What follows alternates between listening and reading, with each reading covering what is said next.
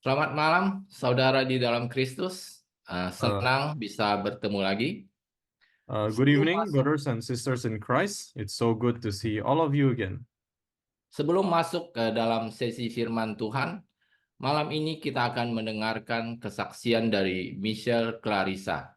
Bagaimana perjalanan kehidupan kekristenan dia. Waktu saya persilakan, Michelle. Before we start tonight's scripture portion, we will listen to a testimony from Michelle Clarissa in her Christian life journey. I now hand over the time to Michelle. Halo, selamat malam semuanya. Perkenalkan, nama saya Michelle Clarissa, dan malam hari ini saya akan berbagi perjalanan kehidupan saya sebelum dan sesudah mengenal Tuhan. Hello, good evening everyone. My name is Michelle Clarissa and tonight I will share my life testimony before and after knowing God. Saya lahir dan dibesarkan oleh seorang mami dan saya memiliki seorang kakak laki-laki. Perbedaan kami hanya selisih 3 tahunan. I was born and raised by a mother and I have an older brother. We are only 3 years apart. Kami tinggal di rumah oma yang cukup sederhana dan ramai. Karena ada beberapa saudara sepupu saya yang lain juga tinggal serumah dengan kami. Selama saya tinggal di sana bersama mereka, saya merasa senang walaupun saya tidak memiliki sosok ayah di dalam rumah. We live in my grandmother's house, which is quite simple but lively due to my other cousins who also live at my grandma's house with us.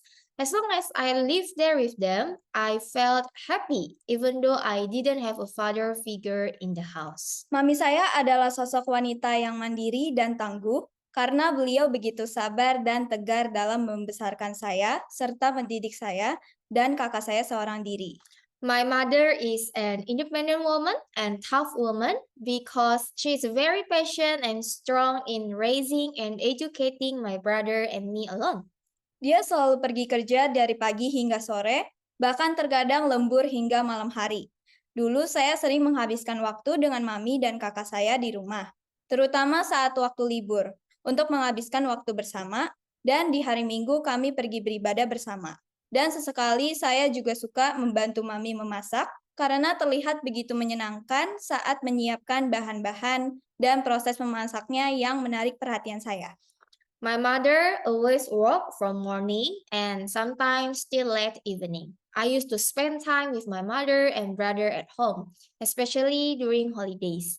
We spent time together and on Sundays we went to the church together, and occasionally I like to help my mother cook because it looks so fun when preparing the ingredients and the cooking process attracted me. Saat saya masih duduk di bangku sekolah waktu itu, saya masih TK hingga SD. Saya selalu merasa iri kepada teman-teman di sekolah karena kebanyakan dari mereka yang diantar ke sekolah oleh ayahnya, sedangkan saya tidak pernah diantarkan oleh ayah saya.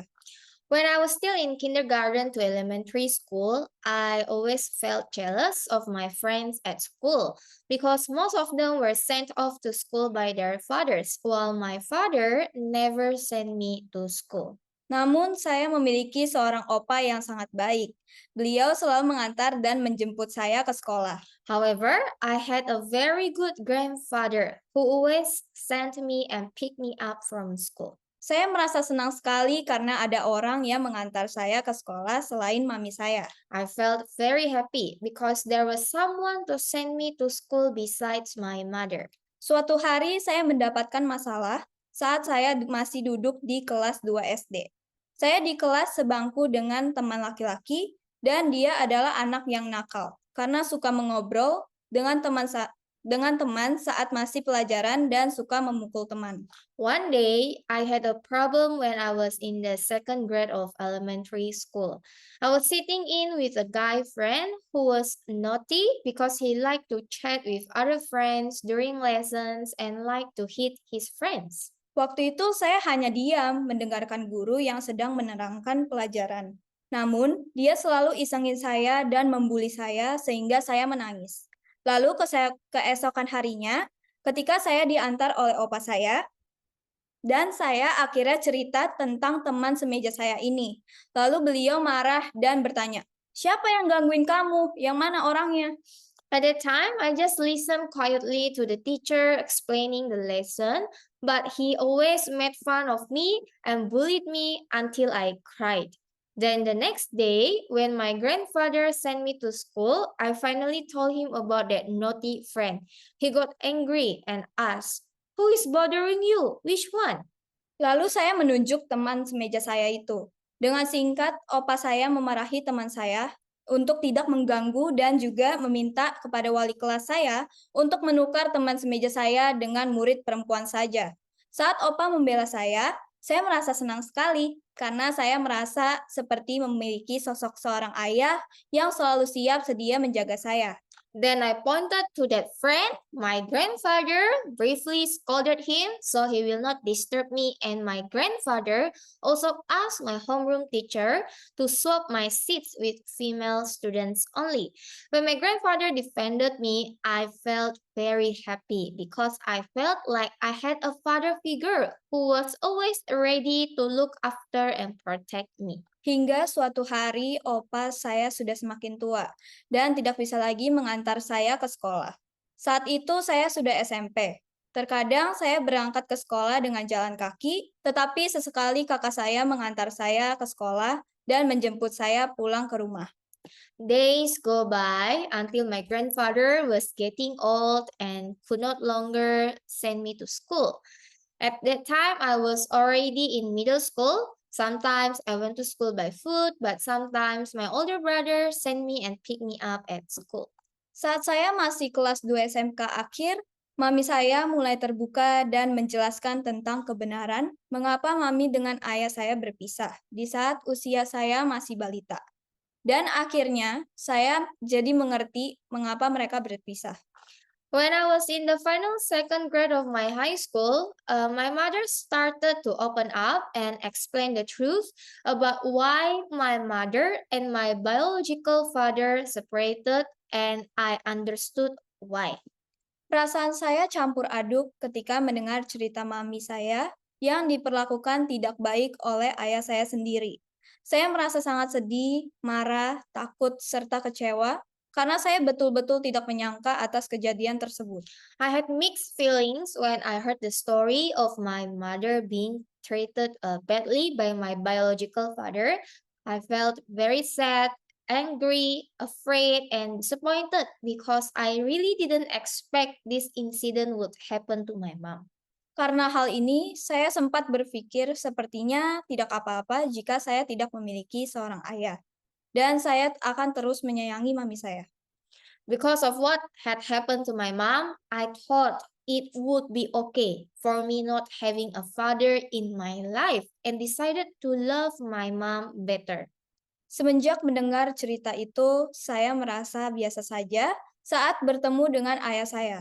Padahal sebelumnya saya senang sekali ketika ayah saya datang sesekali berkunjung melihat saya dan kakak saya di rumah oma. Since hearing that story, I had no special feeling whenever I met my father, even though previously I would be very happy when my biological father came to visit occasionally to see me and my brother at my grandmother's house.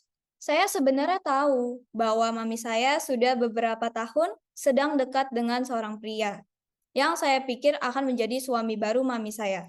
I actually knew that my mother had been close to a man for several years whom I thought would be my mother's new husband. Beliau kelihatan begitu perhatian dan sayang kepada saya. Namun, pada akhirnya mami saya dan calon suaminya itu mengakhiri hubungannya.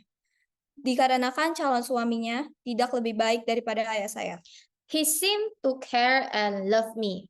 But in the end, my mother and the man that I thought would end up as my new father ended their relationship because he was no better than my biological father.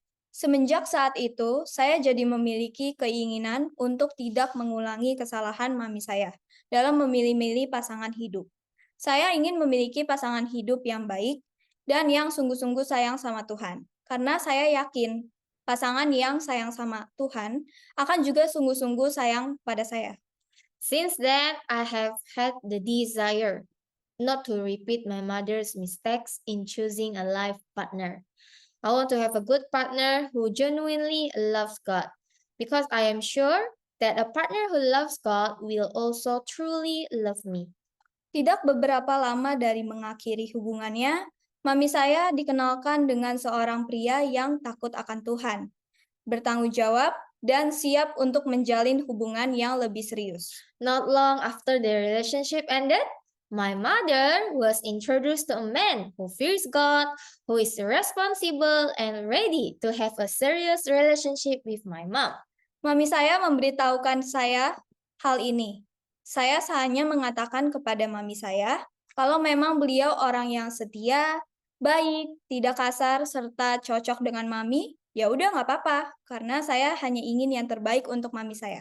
My mother told me about this. I only told my mother that if he is faithful, kind, not rude, and has good chemistry with my mother, then it's fine, because I only want the best for my mother. Akhirnya, mami memutuskan untuk menerima lamaran pria yang takut akan Tuhan itu. Setelah mendengar hal itu, saya sangat bersyukur karena saya pikir saya akan mempunyai sebuah keluarga yang lengkap dengan adanya papa baru yang saya impikan selama ini. Finally, my mom decided to accept the marriage proposal from that God-fearing man. After hearing that, I was very grateful because in my mind, I thought I would have a complete family with a new father that I had dreamed of all this time. Pada awalnya, saya pikir saya bahagia karena saya akan punya keluarga yang baru. Ternyata itu bukanlah alasan yang sesungguhnya.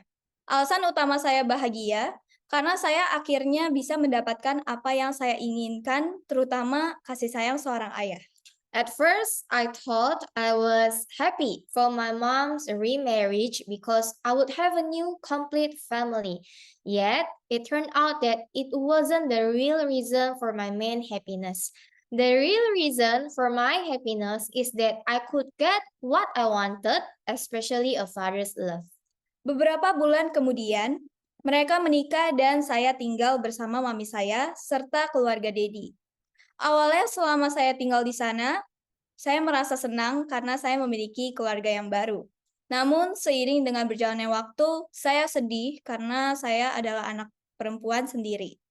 Dan saya harus memulai pembicaraan dengan saudara tiri saya yang semuanya adalah anak laki-laki. Tapi seiring dengan berjalannya waktu, saya sudah bisa beradaptasi dengan keluarga baru saya. A few months later, they got married, and I lived with my mother as well as my father's family. At first, I felt happy because I had a new family. But over time, I became sad because I was the only daughter and I had to start talking to my step-siblings who were all guys. But along the way, I was able to adapt to my new family. Dulu saya terbiasa pergi dengan teman dari waktu saya SMP hingga SMK. Jadi saat saya kuliah, saya sesekali ingin pergi dengan teman-teman karena saya berpikir kalau saya sudah kuliah, saya jadi lebih dewasa. Jadi saya pasti boleh kemana saja tanpa ada kekangan dan bisa mengerjakan tugas kuliah bersama-sama dengan teman. Dan awalnya, saat saya diberikan izin untuk pergi dengan teman-teman, untuk acara kampus atau gereja saya yang lama. I used to go out with my secondary and high school friends. So when I was in college, I occasionally wanted to go out with my college friends too, because I thought that when I am in college, I am more mature, so I could go anywhere without any restraints and could do college assignments together. And at first, I was given permission by my father to go with my friends for college or church events. Namun, suatu hari saat saya meminta izin, Dedi tidak mengizinkan saya pada saat itu. Saya merasa kecewa, marah, dan kesal. Saya hanya berpikir, kenapa Dedi tidak mengizinkan saya pergi? Padahal kan saya pergi juga dengan teman-teman kampus, dan mereka semua cewek-cewek. Kan saya pergi untuk acara kampus, masa nggak boleh sih? Pada akhirnya, saya mengalah dan saya menuruti perkataan Dedi untuk tetap di rumah saja dan melakukan hal yang lebih bermanfaat. But one day, when I asked for permission from my father, My father didn't allow it, and at that time, I felt disappointed, angry, and upset. I just thought, why doesn't daddy let me go, even though I'm going with my female college friends? How come I'm not allowed to go to a college event? In the end, I gave in and I chose to obey my father's words to just stay at home and do more useful things. Pernah ada suatu kejadian di mana saya perlu latihan teater di tempat apartemen teman saya. Ternyata tempat apartemen teman saya itu jauh ditambah lagi dengan kemacetan yang ada di Jakarta. Once there was an incident. I needed to practice theater at my friend's apartment. It turned out that my friend's apartment was far away, compounded by Jakarta's traffic jams. Nah, di saat itu, saya baru mau pergi ke tempat teman saya. Saya baru meminta izin kepada Dedi di hari itu juga, dan tetap mengatakan bahwa saya bisa tiba di rumah pukul 5 sore. Walaupun saya sebenarnya tahu, saya tidak mungkin bisa tiba di rumah tepat waktu. Tapi saya memilih untuk berbohong kepada Dedi bahwa saya bisa tiba di rumah tepat waktu. Well, when I was about to go to my friend's place, I just asked my dad's permission on that day and still said I could reach home at 5 p.m. Even though I knew I wouldn't be able to get home on time. But I still choose to lie to Daddy that I could arrive home on time. Tak disangka saking macetnya, saya tiba di apartemen teman saya di waktu yang sudah sangat sore. Sehingga waktu saya tiba di sana sekitar 10-15 menit, saya sudah langsung ditelepon dan disuruh pulang. Unexpectedly, because of the traffic jam, I arrived at my friend's apartment very late in the afternoon. So when I arrived there for about 10 to 15 minutes, I was already called and told to go home by my parents. Ketika saya sampai di rumah, orang tua saya sudah sangat marah. Saat saya tahu mereka marah, saya sangat merasa takut. Karena saya baru pertama kali melihat Dedi begitu marah besar kepada saya. Sampai-sampai ia ingin mengusir saya kalau saya tidak pulang tepat waktu dan tidak mau berubah dengan memberikan alasan pulang telat dan tidak mengangkat telepon. When I reached home, my parents were angry. When I found out they were angry, I felt very scared because it was the first time I had seen my father so angry with me that he wanted to kick me out if I didn't come home on time and didn't want to change by giving excuses for coming home late and not answering the phone. Saat dimarahi, saya sendiri ikut marah dan kesal. Akhirnya saya nyautin Dedi dengan berkata, "Saya kan lagi di jalan, gimana bisa saya angkat telepon?" Dan saya juga sudah bilang dari awal, kalau saya mau latihan teater di tempat apartemen teman saya.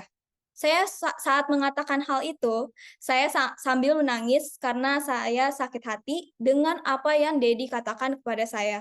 When I was being scolded, I became angry and annoyed at my father. Finally, I answered my father by saying, I was on my way home. How can I answer your phone? I also said earlier that I want to practice theater at a friend's apartment. While saying that, I cried because I was hurt by what my father told me. Saya sangat kecewa untuk kesekian kalinya dengan seorang ayah. Saya juga merasa marah dan kesal hingga akhirnya saat saya seorang diri di kamar, saya mengunci pintu dan menangis terbaring di lantai kamar. Saya marah dan mengedumel dengan diri sendiri. I was very disappointed many times with a father figure. I also felt angry and annoyed. I went into my room, I locked the door, and I cried lying on the floor. I was angry and I kept grumbling to myself. Saya merasa dunia ini tidak adil dan iri kepada teman-teman saya. Mengapa mereka memiliki ayah yang sempurna, yang baik, yang menyayangi mereka, sedangkan saya diperlakukan seperti tidak adil karena saya anak perempuan. I felt the world is unfair and I was jealous of my friends. Why do they have a perfect, good father who loves them while I am treated unfairly because I am the only daughter? Namun saat saya menangis, mami saya menyadari hal itu. Dan beliau mengetuk kamar saya dan berkata, "Ayo dong buka pintunya, ngapain di dalam?" Saya hanya diam karena saya merasa begitu marah dengan mereka, terkhususnya mami saya. However, when I was crying, my mother realized and she knocked on my room and said, "Come on, open the door. What are you doing inside?" I just kept quiet because I was so angry with them, especially with my mother. Saya merasa sudah tidak kenal lagi dengan mami saya karena sikapnya yang berubah belakangan ini. Ketika saya dimarahi, dia tidak membela saya, bahkan dia ikut memarahi dan saya merasa dia sudah tidak sayang lagi dengan saya. I felt like I didn't know my mother anymore because her attitude that has changed recently. When I was scolded, she didn't defend me. She even joined scolding me, and I felt like she didn't love me anymore. Akhirnya saya terpaksa membiarkan mami saya masuk. Dia mulai menenangkan saya sambil bercerita dengan hal-hal yang terjadi dan mengapa saya bisa sampai diomelin. Finally, I forced myself to open the door for my mom. She started to calm me down while telling me about the things that had happened and why I had been scolded. Saya sadar ternyata saya tidak bisa jujur dan memegang perkataan saya. Dan saya juga bukannya meminta maaf ketika salah, tetapi malah melawan orang tua saya. Satu hal yang benar-benar harus saya ingat, ketika saya sudah janji A, ya harus A. Tidak boleh nyasar ke B, nanti ke C, dan seterusnya. Finally, I started to understand why I have to keep my word. When I said A, so I had to do A. I shouldn't do B nor C, etc. I have to keep my word. Setelah kejadian itu, saya juga sempat mengeluarkan keluh kesah karena saya merasa tidak adil dan tidak nyaman karena perkataan Dedi kepada Mami. I also complained because I felt unfair and uncomfortable because of what my father said. Namun setelah dinasehati oleh Mami, saya akhirnya tersadar kalau sekarang saya sudah memiliki keluarga yang baru, di mana seorang Dedi adalah kepala keluarga yang memimpin keluarga. Beliau harus bersikap tegas untuk memimpin agar anak-anaknya dapat taat dengan aturan yang ada di dalam rumah tangga. However, after being counseled by my mother, I realized that now I have a new family where a father is the head of the family, who leads the family. He must be firm in leading so that his children can obey the rules in the household. Akhirnya, saya juga sempat disadarkan oleh Dedi tentang harus memegang perkataan saya dan harus jujur dengan memberikan saya ayat di Matius 5 ayat 37 yang berbunyi, "Jika ya, hendaklah kamu katakan ya. Jika tidak, hendaklah kamu katakan tidak. Apa yang lebih daripada itu berasal dari si jahat." Finally, my father also made me realize through what the Bible teaches about keeping my words and being honest. My father gave me Matthew 5 verse 37, and it says, "If yes, say yes. If no, say no. Anything more than that comes from the evil one." Ketika mendengar ayat tersebut, hati saya tergores dan saya mulai menangis lagi. Karena saya merasa bersalah akan apa yang saya lakukan, yang tanpa sengaja melukai hati orang tua saya yang begitu khawatir dengan saya. Akhirnya saya memutuskan untuk bertobat dan saya tidak mau lagi menipu dengan kata-kata saya. Dan saya juga mau hidup benar di hadapan Tuhan. When I heard this verse, my heart was broken and I started crying again because I felt guilty about what I did, which is accidentally hurt my parents who were so worried about me. Finally, I decided to repent and I no longer wanted to deceive others and myself with my words, and I want to live righteous before God. Saat itu, saya masih beribadah di 2 gereja. Hari Sabtu saya mengikuti Zoom RGM, sedangkan hari Minggu pagi saya beribadah di gereja di mana saya sudah beribadah di sana sejak saya masih kecil. Dan di sorenya saya mengikuti Next Gen RGM. At the time, I was still worshiping at 2 churches. On Saturdays, I attended RGM Zoom, while on Sunday mornings, I went to the church where I have worshipped since I was little, and in the evening, I attended RGM Next Gen. Saya masih ingin pergi ke gereja saya yang dulu, karena saya masih banyak teman-teman dan saya juga sudah pelayanan di sana. Saya merasa saya sudah bertumbuh di sana. Namun faktanya saya jauh dari Tuhan, walaupun saya sudah terlibat dalam pelayanan. I still want to go to the previous church because I have many friends and I was also serving there. I felt I had grown spiritually, but in fact, I was still far away from God even though I was involved in the ministry. Saya terus berdoa dan merenungkan, apakah gereja saya yang lama adalah tempat saya bertumbuh? Karena saya tidak melihat adanya perubahan yang signifikan. I continue to pray and ponder whether I am growing spiritually in my previous church because I realized that there is no significant transformation in my life as a Christian. Awalnya saya ikut ke Restore Global Missions karena diajak oleh Mami dan Dedi. Selama ikut Zoom di RGM, sejujurnya saya merasa terpaksa pada awalnya karena saya masih ada keinginan untuk ikut ke gereja saya yang lama. Namun karena Dedi menginginkan saya untuk ikut beribadah bersama-sama di RGM, saya akhirnya ikut dan tersadar bahwa saya mengetahui kebenaran firman Tuhan yang lebih dalam dan jelas ketika saya di RGM. Initially, I joined to RGM because of my mother and father. While joining RGM through Zoom, to be honest, I felt forced at first because I still had the desire to go to my previous church. However, since my father wanted me to join in worshiping at RGM, I finally joined RGM and realized that I learned the truth of God's word deeper and the teaching of the word is clear. Saya juga memiliki kerinduan agar hidup saya dapat dipulihkan dan keinginan untuk sungguh-sungguh mengenal Tuhan. Saya juga melihat adanya perubahan hidup mami saya semenjak mengikuti RGM. Beliau menjadi orang yang lebih sabar, peduli, tidak mudah emosi, dan menyayangi anak-anaknya. I also have a longing for my life to be restored and a desire to truly know God. I also saw transformation in my mother's life since joining RGM. She became a person who is more patient, caring, less emotional, and loves her children. Akhirnya saya mulai memutuskan untuk lebih terlibat dalam pelayanan di RGM Next Gen. Meskipun saat itu, saya masih pergi ke gereja saya yang lama di pagi hari. Beberapa bulan kemudian, saya mendapat tantangan di mana saya harus memutuskan tempat saya beribadah oleh Pastor Stephanie. Finally, I decided to be more involved in RGM Next Gen, even though at the same time I still went to my previous church. After some time, I was challenged by Pastor Stephanie to choose which church I want to grow in. Bagi saya, ini adalah suatu hal yang sangat sulit, karena saya tidak mudah dalam memilih dan mengambil keputusan. Saya diberikan waktu selama 4 bulan untuk memutuskan tempat saya beribadah.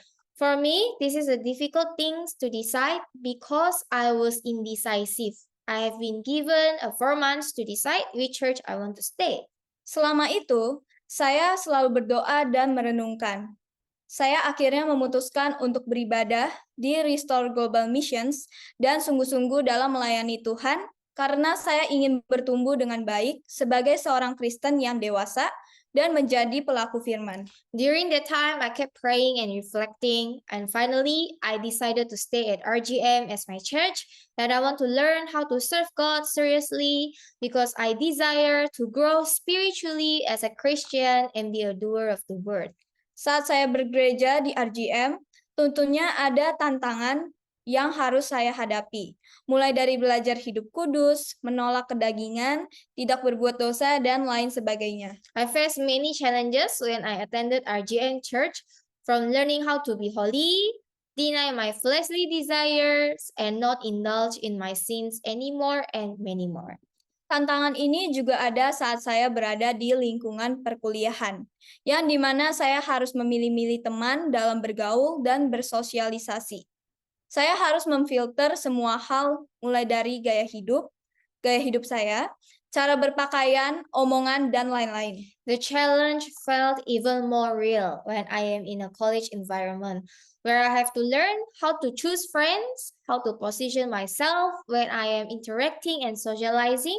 I have to pay attention to my lifestyle, such as the way I dress up, and how to filter my words, and much more. Teman sekelas saya juga ada yang suka pergi ke party, ke klub minum-minum, ngerokok, dan lain-lain. Melihat teman saya yang seperti itu, saya tentunya tidak mau mengikuti gaya hidup mereka. Saya memilih menjauhkan diri karena saya tidak suka dengan gaya hidup seperti itu, dan saya juga tidak boleh terlibat dalam gaya hidup seperti itu. Some of my classmates also like to go to parties, clubs, drinking, smoking, etc. Seeing my friends like that, I certainly didn't want to follow their lifestyle. I chose to distance myself because I didn't like that kind of lifestyle and I should not indulge in their lifestyle as well. Di RGM Next Gen, saya belajar bahwa sebuah komunitas itu penting, karena dari situlah kita bisa melihat apakah kita akan bertumbuh dan dibentuk supaya semakin serupa dengan Tuhan, dan benar-benar mengenal kebenaran firman Tuhan, atau tidak. Kita juga diajarkan oleh Pastor Stephanie untuk mengejar kekudusan dan tidak mengkhianati Tuhan. At RGM Next Gen, I learned that choosing the right community is essential because it will determine whether we will grow to become more like God and know the Word of God deeper or move further away from God. In RGM Next Gen, we are also taught to pursue holiness and not betray God. Di RGM, ini terkhususnya di RGM Next Gen, saya mulai belajar firman Tuhan yang sebenarnya kita harus belajar untuk peduli, mengasihi, serta mendoakan satu sama lain. Saya juga mulai belajar hidup kudus dan menjadi pelaku firman di mana setiap hari adalah hari yang bermakna dan saya harus lebih mensyukuri atas kesempatan hidup yang sudah diberikan oleh Tuhan. At RGM, I also learned we have to love and pray for one another. I also began to learn to live a holy life and become a doer of the word. Since each day of my life is a meaningful day, and I should be more grateful for the opportunities that God has given me. Di RGM Next Gen, saya belajar bahwa mengasihi harus selalu dibuktikan dengan perbuatan, dan bukan hanya dengan perkataan yang baik, dalam hal kecil maupun hal besar. Kita selalu diingatkan di Next Gen bahwa mengasihi harus dimulai dari keluarga terlebih dahulu, seperti membantu orang tua, lebih perhatian dengan keluarga, lebih jujur, dan terbuka dengan keluarga. Saya juga belajar untuk peduli dan berbagi khususnya kepada mereka yang membutuhkan, seperti memasak dan berbagi makanan ke pemulung. At RGM, I learned that love must always be proven by actions and not just words, whether in small things or big things. We are always reminded that loving one another must start in the family first, such as helping parents, being more attentive to my family, being more honest and open up with my family. I also learned to care and share, especially to the needy ones. For example, with cooking and sharing food with scavengers. Semenjak saya memilih untuk taat kepada Tuhan, saya bisa merasakan bahwa hubungan saya dengan kedua orang tua saya semakin membaik. Karena sekarang saya dan orang tua saya bisa berkomunikasi dan mengerti satu sama lain. Ever since I chose to obey God, I can feel that my relationship with my parents have improved because now my parents and I can communicate and understand each other better. Ada beberapa hal yang saya ingin bagikan dari pembelajaran hidup saya. Yang pertama, taati orang tua selagi kita masih mempunyai orang tua. Kita harus bisa menghormati dan mentaati mereka karena mereka juga sudah berjuang untuk membesarkan dan mendidik kita sampai saat ini. There are a few things I want to share from my testimony. First, obey our parents while they are still alive. We should learn to respect and be obedient to them because they have also struggled to raise and educate us until now. Yang kedua, jadi orang yang jujur. Kepercayaan itu sangat penting dan kepercayaan juga dimulai dari hal yang kecil, termasuk berbicara jujur. Saya mau mengingatkan saudara-saudara yang ada di sini untuk dapat memiliki integritas dalam kehidupan, khususnya bersikap jujur, karena hal ini adalah yang utama yang harus kita miliki sebagai seorang Kristen. Second, be an honest person. Being trusted is very important and it starts from small things like simply being honest. I want to remind my brothers and sisters who are here to have integrity in life, especially in being honest, because this is the main thing that we must have as Christians. Yang ketiga, komunitas yang benar itu penting. Karena dengan adanya komunitas, kita bisa sama-sama berbagi pengalaman atau sharing, menguatkan, mendoakan, serta mengasihi satu sama lain. Karena ketika kita sudah memilih untuk sungguh-sungguh hidup menjadi Kristen yang sejati, kita harus serius dengan Tuhan dan tidak boleh lagi main-main bersama dosa. Third, the right community is important. Because with the right community, we can share our experiences together, we strengthen, encourage one another, pray for, and love one another. Because when we have chosen to truly live as Christians, we should be serious with God and stop betraying Him by indulging in our sins. Ini adalah kesaksian dari saya. Terima kasih dan Tuhan Yesus memberkati. This is my testimony. Thank you and God bless you. Terima kasih untuk Michelle dan yang sudah bersaksi dan Pastor Stefani yang sudah menerjemahkan. Thank you, Michelle, for the testimony, and Pastor Stephanie also for the translation. Oke, tema khotbah hari ini adalah bila iya, katakan ya.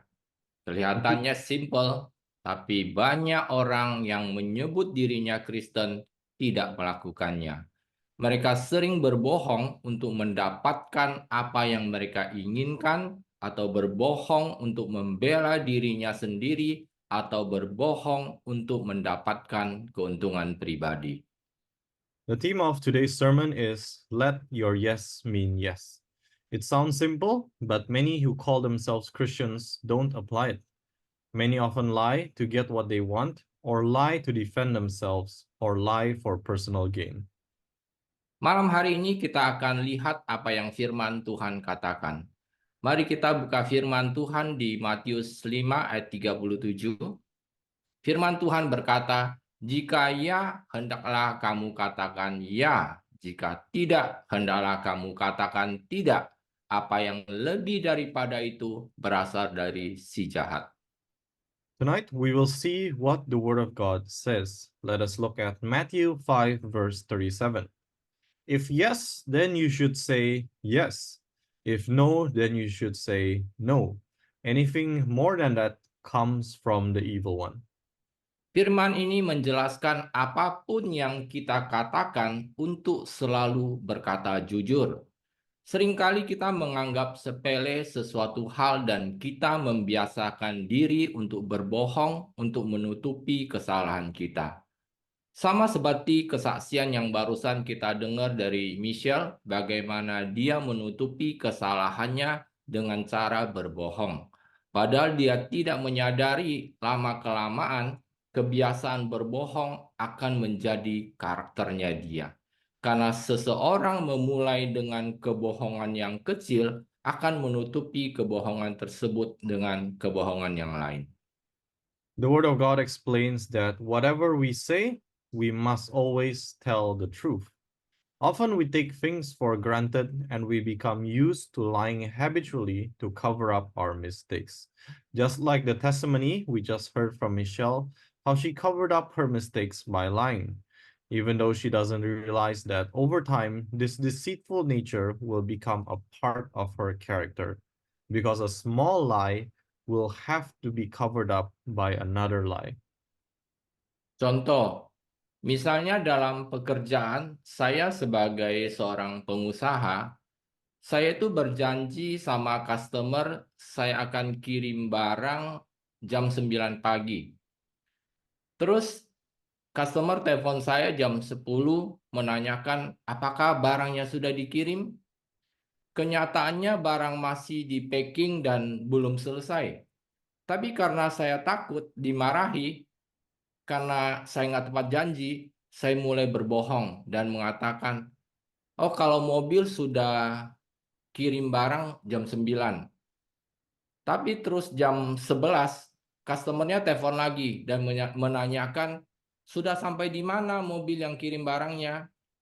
Nah, kenyataannya barang itu baru selesai dan baru akan dikirim.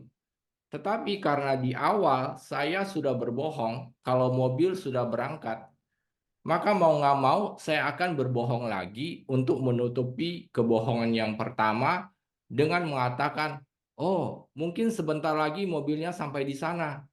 Nah, inilah yang saya maksudkan ketika kita memulai dengan kebohongan, maka kita akan melakukan kebohongan yang lain untuk menutupi kebohongan yang di awal. Sehingga lama-kelamaan kita akan terbiasa melakukan kebohongan dan menjadi karakter sebagai pembohong. For example, in my job as an entrepreneur, I promised my customer that I would send the goods at 9 a.m. Then my customer called at 10 to ask if the items had been sent. In reality, the goods are still being packed and not yet finished. But because I was afraid of being scolded for not keeping my promises, I lied and I said that the car had gone at 9 already. Then at 11, the customer would call again and ask whether the car had arrived. In reality, the goods have just been finished packing and are about to be sent. But because at the beginning I lied that the car had already left, then, like it or not, I have to lie again to cover up my first lie by saying, oh, maybe it'll take a while until the car reaches there. Now, this is what I mean. When we start lying, we will tell another lie to cover up our initial lie. So over time, we will get used to lying and we develop the character of being a liar.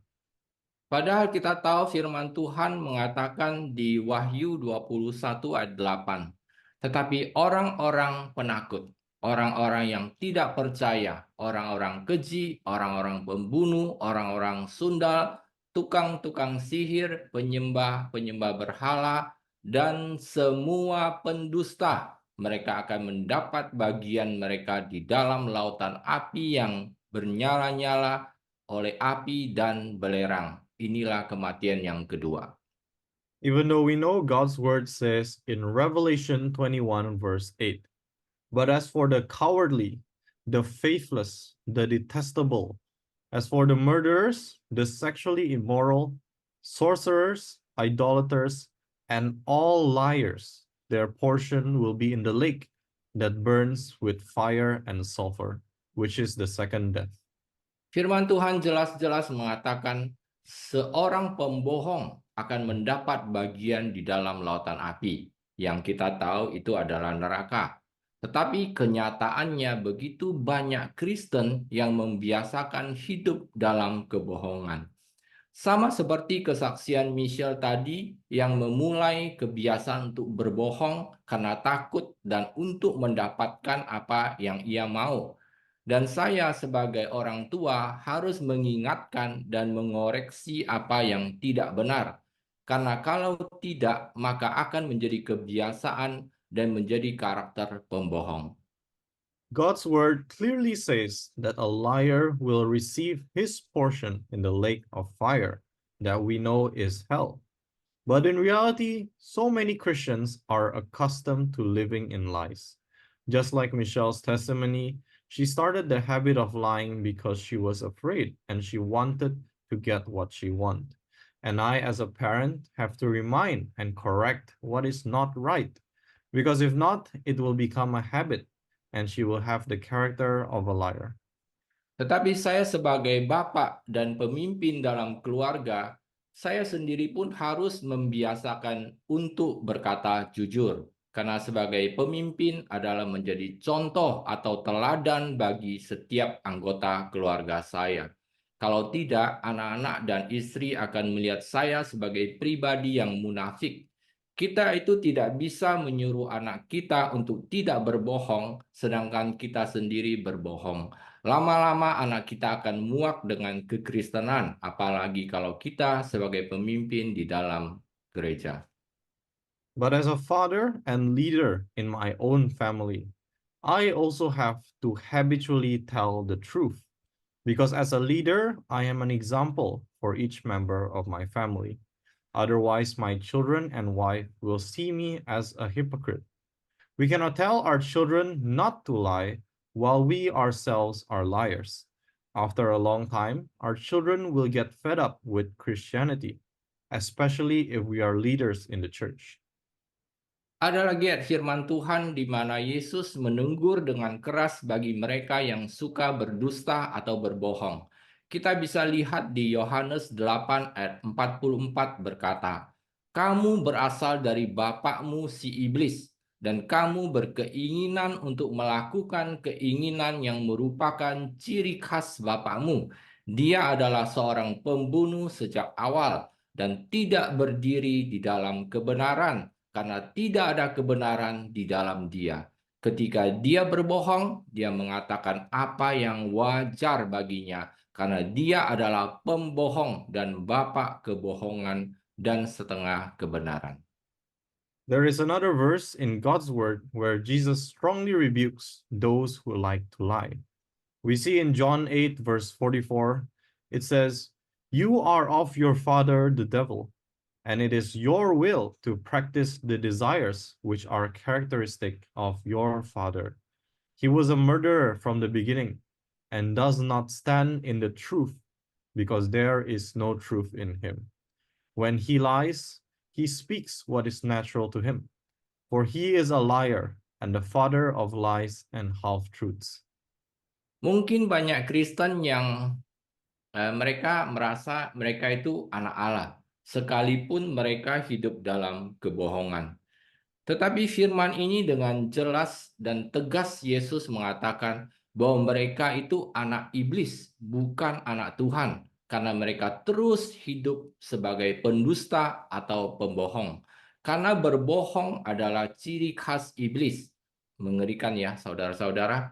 Nah, kalau kita sampai dikatakan anak iblis oleh Yesus, berarti kita tidak ada bagian dalam kerajaannya.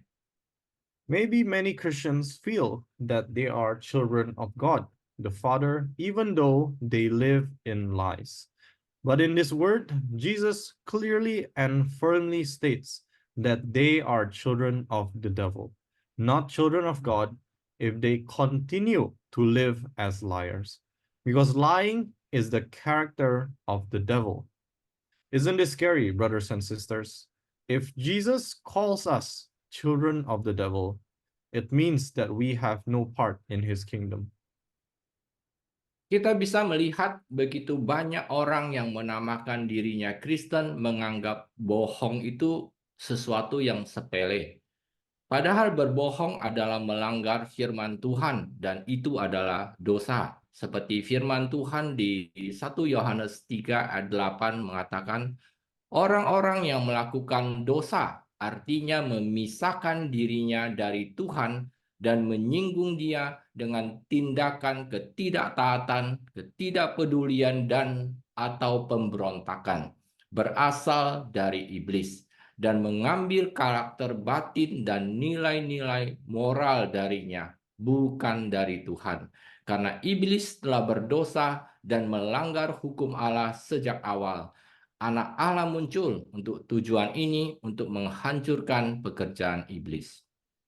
We can see that so many people who call themselves Christians think that lying is a trivial thing, even though lying is a violation of God's law and it is a sin. As God says in 1 John 3 verse 8, "The one who practices sin, separating himself from God and offending him by acts of disobedience, indifference, or rebellion is of the devil, and takes his inner character and moral values from him and not God. For the devil has sinned and violated God's law from the beginning. The Son of God appeared for this purpose, to destroy the works of the devil." Berbohong pada dasarnya adalah karakter iblis. Kalau kita membiasakan diri kita berbohong, maka kita akan menyerupai iblis, bukan Bapa kita yang di surga. Harusnya sebagai anak Tuhan, kita itu menyerupai karakter Tuhan kita. Deceit is the inner character of the devil. If we make a habit of lying, then we are resembling the devil, not our Heavenly Father. As children of God, we should be resembling the character of our God. Kita bisa lihat di 1 Yohanes 3 ayat 9 mengatakan, tidak seorang pun yang dilahirkan dari Tuhan dengan sengaja, sadar, dan biasa melakukan dosa. Karena benih Tuhan, artinya prinsip kehidupannya, hakikat karakter kebenarannya, tetap artinya secara permanen di dalam dia yang dilahirkan kembali dari atas, ditransformasikan, diperbaharui, dan dipisahkan secara rohani untuk tujuannya dia. Dan dia yang dilahirkan kembali tidak bisa terbiasa menjalani kehidupan yang berciri khas dosa, karena dia dilahirkan dari Tuhan dan ingin menyenangkan dia. We can see in 1 John 3 verse 9 says, no one who is born of God deliberately, knowingly, and habitually practices sin, because God's seed, his principle of life, the essence of his righteous character, remains permanently in him who is born again, who is reborn from above, spiritually transformed, renewed, and set apart for his purpose. And he who is born again cannot habitually live a life characterized by sin, because he is born of God and longs to please him. Dahulu setiap kita sudah terbiasa hidup dalam dosa, tetapi sekarang jangan lagi kita sengaja dan terbiasa melakukan dosa lagi. Mungkin kita bisa jatuh dalam dosa, tetapi kita harus cepat bertobat dan bangkit lagi untuk terus melangkah hidup dalam kebenarannya. In the past, each of us were used to living in sin. But now we must not deliberately, knowingly, and habitually practice sin again. We may fall into sin, but we must quickly repent and get up again to continue living in his truth. Saya mau membagikan sedikit kesaksian hidup saya. Dulu mobil saya diparkir di depan rumah saya, spionnya dicuri orang.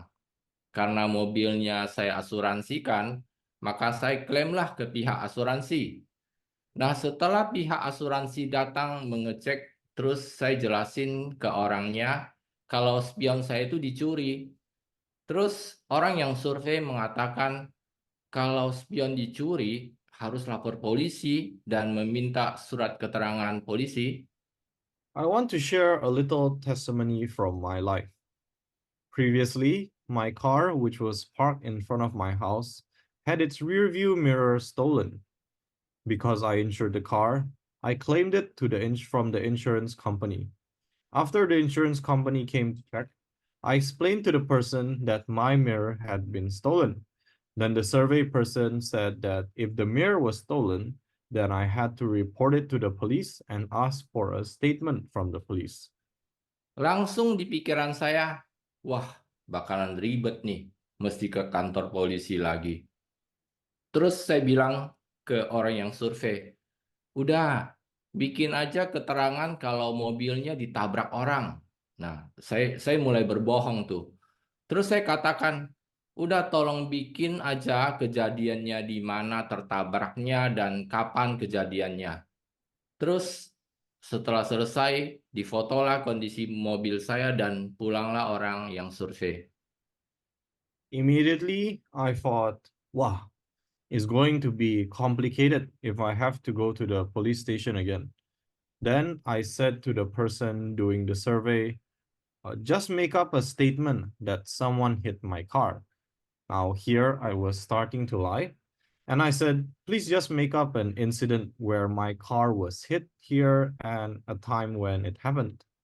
Then after he finished taking photos of my car's condition, the person who surveyed it went home. Tetapi hari itu hati saya mulai gelisah. Saya diinsafkan oleh Roh Kudus bahwa saya itu berbohong.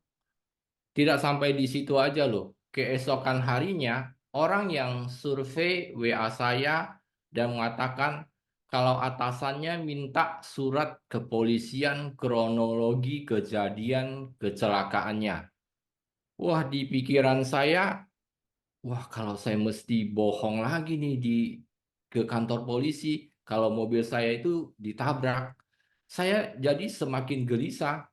Akhirnya saya bertobat dan saya berdoa dan meminta ampun. Saya katakan, ya Tuhan, saya minta ampun karena berbohong dan menyakiti hatimu. Ampuni saya Tuhan, saya akan jujur nanti pas minta surat di kepolisian mengenai mobil saya itu dicuri spionnya dan kalaupun konsekuensinya pihak asuransi tidak mau mengganti, ya itu sudah resiko saya. Yang penting saya tidak melanggar firman-Mu dan menyakiti hatimu. Padahal waktu saya cek spionnya ternyata mahal juga ya harganya. Tetapi apa boleh buatlah konsekuensi kalau mau benar di hadapan Tuhan. But that day, my heart started to get restless. I was convicted by the Holy Spirit that I was lying, and it didn't stop just there. The next day, the person who surveyed WhatsApped me and said that his boss asked for a police letter about the chronology of the accident. Wow, in my mind, I was thinking, what should I do? How could I lie again to the police that my car had been hit? I became more anxious, and finally, I repented. I prayed and I asked for forgiveness. I said, Oh Lord, I'm sorry for lying and hurting your heart. Forgive me, Lord. I will be honest when asking for the letter from the police about my car having its mirror stolen. And if the consequences is that the insurance company would not be replacing it, then so be it. The important thing is that I don't break your word and hurt your heart. Even though when I checked the rear view mirror was very expensive. But what can I do about the consequences if I want to be right before God? Singkat cerita, saya urus surat ke kepolisian dan akhirnya puji Tuhan, pihak asuransi tetap mengganti tanpa mempertanyakan keterangan saya. Saya begitu senang karena damai dan sukacita Tuhan kembali ke hati dan pikiran saya. Long story short, I sorted out the letter to the police, and in the end, thank God because the insurance company still replaced it without questioning my statement. I was very happy because God's peace and joy have returned to my heart and mind.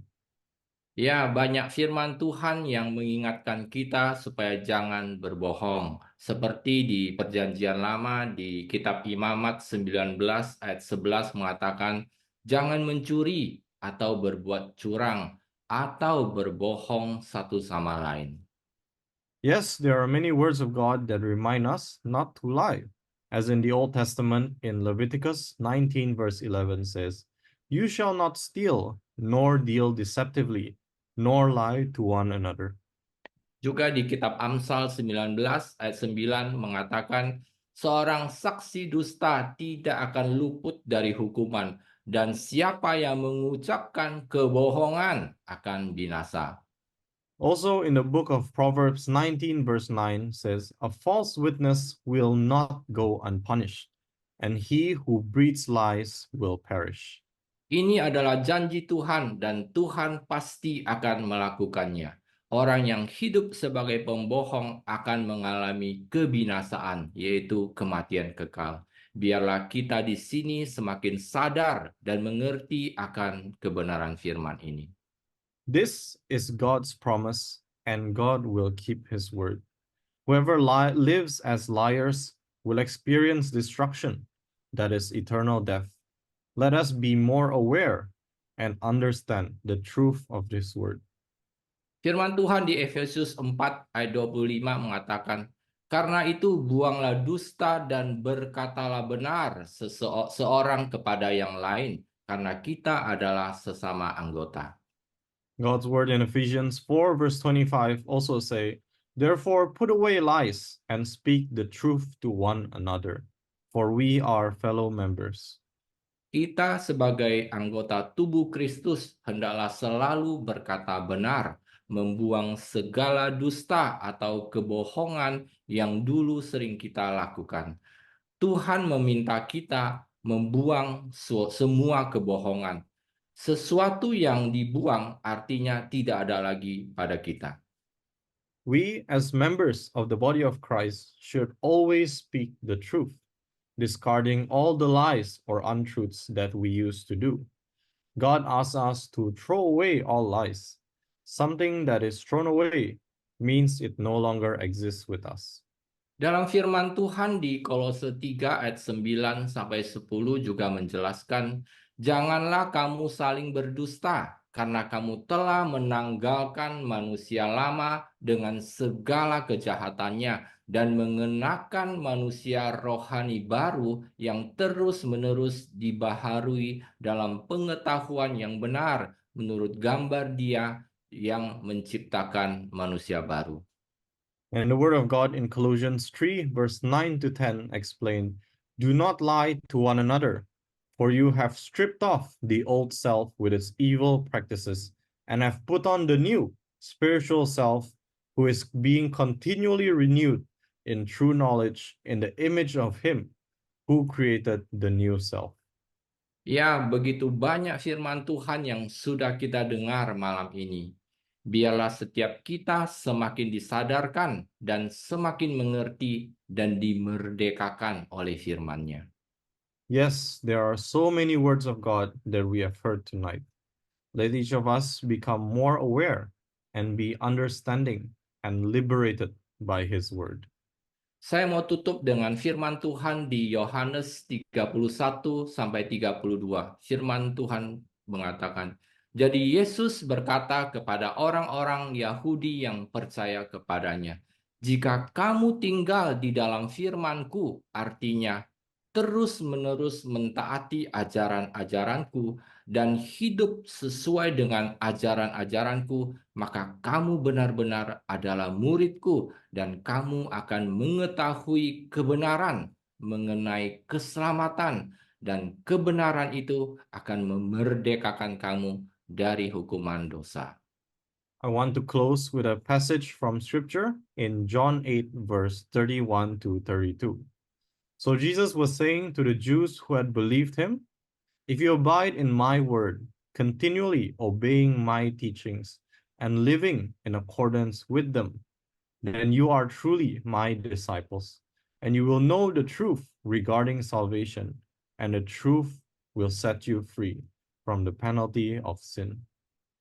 Ya, malam hari ini kita sudah mengerti, dan saya berdoa biarlah setiap kita memiliki kerinduan untuk selalu tinggal di dalam firman-Nya dengan mentaati setiap ajaran Yesus. Dan ini akan memerdekakan setiap kita dari hukuman dosa, sehingga setiap kita akan memperoleh kehidupan kekal di surga yang telah Yesus janjikan bagi setiap kita yang percaya, artinya yang taat, yang bersandar dan yakin sepenuhnya akan Dia. Yes, tonight we have understood, and I pray that each of us will have the desire to always abide in his word by obeying every teaching of Jesus. And this will free each of us from the punishment of sin, so that we may obtain eternal life in heaven, which Jesus has promised to all of us who believe, who obey, rely on, and trust completely in him. Mari kita berdoa. Let us pray. Terima kasih Tuhan untuk firman-Mu yang sungguh-sungguh memerdekakan setiap kami. Biarlah Roh-Mu terus menuntun, membimbing, mengarahkan, dan memampukan setiap kami untuk hidup dalam kebenaran-Mu. Karena tanpa Roh-Mu, setiap kami akan gagal dalam mentaati setiap firman-Mu. Terima kasih Tuhan, kami sungguh diberkati oleh firman-Mu. Di dalam nama Yesus kami berdoa dan mengucap syukur. Amin. Thank you, God, for your word, which truly sets each of us free. Let your Spirit continue to lead us, guide us, direct, and enable each of us to live in your truth. because without your Spirit, all of us will fail in obeying your every word. Thank you, Lord. We are truly blessed by your word. In the name of Jesus, we pray and give thanks. Amen.